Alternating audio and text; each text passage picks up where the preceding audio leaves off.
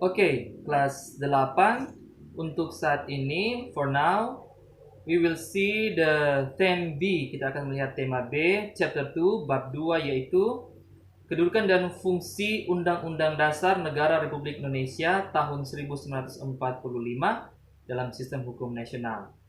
Nomor 1, pembukaan Undang-Undang Dasar Negara Republik Indonesia tahun 1945. Bagian A, kedudukan pembukaan Undang-Undang Dasar Negara Republik Indonesia tahun 1945.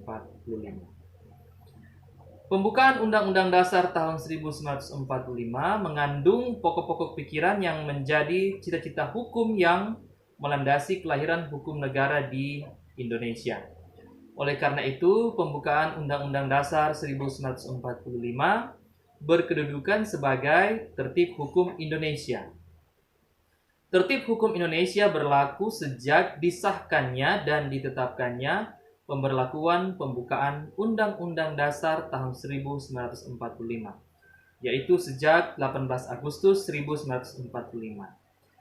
Adapun secara lebih rinci, tertib hukum Indonesia harus memenuhi 4 syarat, yaitu 1. Adanya subjek yang mengadakan peraturan hukum, yaitu pemerintah Republik Indonesia. 2. Adanya kesatuan asas kerohanian yang menjadi dasar keseluruhan peraturan hukum, yaitu Pancasila. 3. Adanya kesatuan daerah untuk diberlakukannya peraturan hukum, yaitu seluruh tumpah darah Indonesia. Yang keempat, adanya kesatuan waktu untuk diberlakukannya peraturan hukum, yaitu disusunnya kemerdekaan bangsa Indonesia dalam bentuk negara.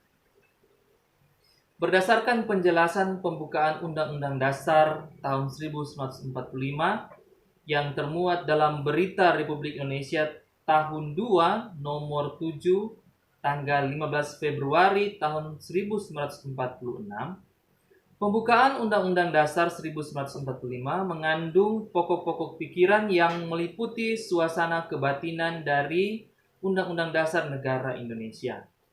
Pokok-pokok pikiran ini mewujudkan cita hukum yang menguasai hukum dasar negara, baik hukum yang tertulis maupun yang tidak tertulis. Adapun pokok-pokok pikiran tersebut diwujudkan dalam pasal-pasal Undang-Undang Dasar tahun 1945 sebagai sumber hukum positif negara Indonesia. Nilai-nilai yang terkandung dalam pembukaan Undang-Undang Dasar tahun 1945 diwujudkan ke dalam pasal-pasal Undang-Undang Dasar 1945.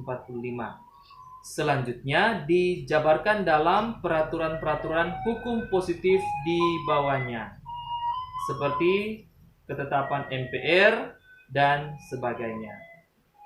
Oleh karena itu, seluruh peraturan perundang-undangan di Indonesia harus bersumber pada pembukaan Undang-Undang Dasar 1945 yang mengandung asas kerohanian negara atau dasar filsafat negara Indonesia.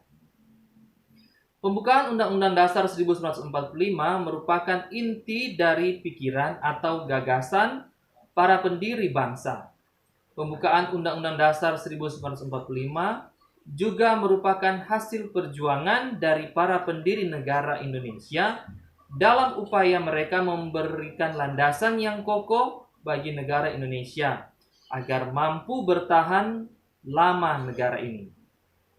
Pembukaan Undang-Undang Dasar 1945 mungkin dapat dianggap sebagai preambul yang lengkap karena memenuhi unsur-unsur politik, religius, moral, dan mengandung ideologi negara yaitu Pancasila. Adapun hubungan antara pembukaan Undang-Undang Dasar 1945 dengan proklamasi sangat erat dan tidak dapat dipisahkan. Tiap alinea dalam Undang-Undang Dasar 1945 merupakan hasil rincian dari pernyataan kemerdekaan negara Indonesia. Bagian B, pembukaan Undang-Undang Dasar Negara Republik Indonesia tahun 1945 memuat pokok kaidah negara yang fundamental. Pembukaan Undang-Undang Dasar Negara Republik Indonesia tahun 1945 merupakan kaidah negara Indonesia yang fundamental yang berisi beberapa hal penting, Antara lain, 1. Dasar tujuan negara mencakup tujuan umum dan tujuan khusus. Tujuan umum dari negara Indonesia tercantum di alinea keempat pada kalimat ikut melaksanakan ketertiban dunia yang berdasarkan kemerdekaan, perdamaian abadi, dan keadilan sosial. Tujuan umum tersebut merupakan dasar politik negara Indonesia yang bebas dan aktif.